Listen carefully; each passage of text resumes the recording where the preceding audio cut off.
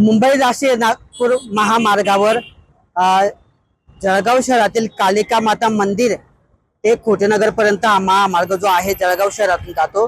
दोन पदरी हा महामार्ग आहे। मात्र या महामार्गाची जी आहे प्रचंड दुरावस्था या ठिकाणी झालेली आहे। आपण आज या 7 ते 8 किलोमीटरच्या महामार्गावर नेमकी किती खड्डे आहे, त्या खड्ड्यांची रुंदी किती, लांबी किती हे दाखवण्याचा प्रयत्न करतो आहे। यापूर्वी आपण एक कालिका माता मंदिर चौकात जवळपास 7 खड्डे दाखवले होते। आपण आता अजिंठा चौफुलीवर आहोत की या अजिंठा चौफुलीकडून एक महामार्ग जो आहे तर नेमके किती खड्डे या 8 किलोमीटरच्या महामार्गावर जळगाव शहरातून जाणाऱ्या या महामार्गावर आहेत, त्याची लांबी किती, रुंदी किती आपण दाखवत आहोत। आपण आता अजिंठा चौफुलीवर आहोत।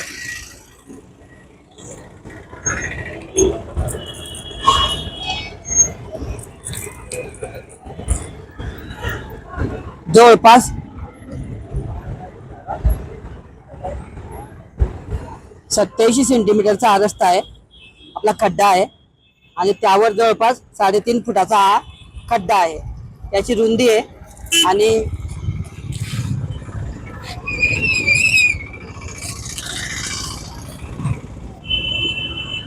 जवळपास 8 सेंटीमीटर इतका तो खोल आहे।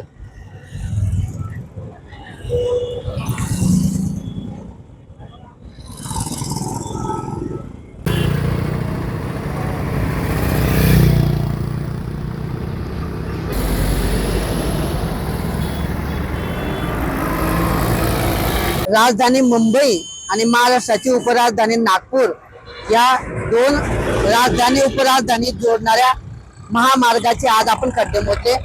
जळगाव शहरातून जाणारा हा महामार्ग आहे। जवळपास कालिका माता नगर पासून ते खोटेनगर पर्यंत 8 किलोमीटरच्या महामार्गावर आपण खड्डे मोजले आज। त्यामध्ये काही खड्ड्यांना तर अक्षरशः सेंटीमीटरचा जो टेप आहे आपण खड्डे मोजण्याचा तो टेप सुद्धा त्या ठिकाणी पुरला नाही। म्हणजे 110 सेंटीमीटर म्हणजे 9.5 फुटापेक्षा जास्त रुंद, लांब आणि खोल असे खड्डे आपण या महामार्गावर पाहिले। सर्वच खड्डे टेपने मोजणं शक्य नव्हतं कारण वाहतुकीची वर्दळ होती।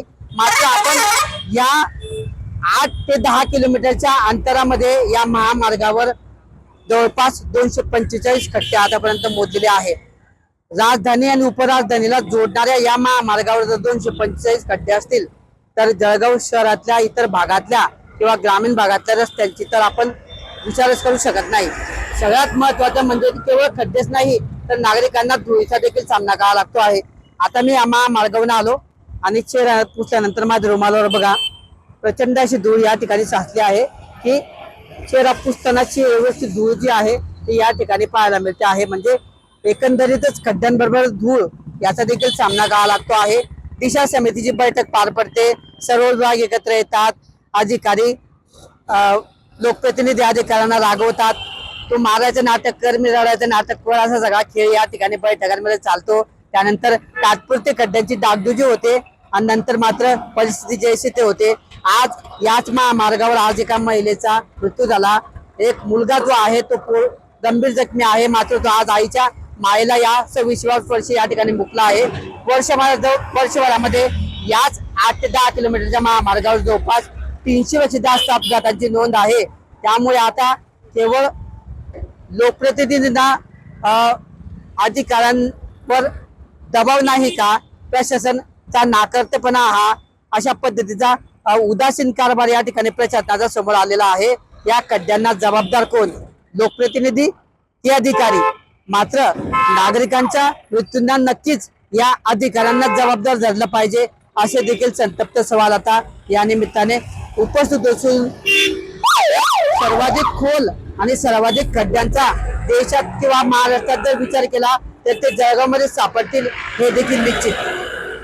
किशोर पाटील, TV9 मराठी, जळगाव।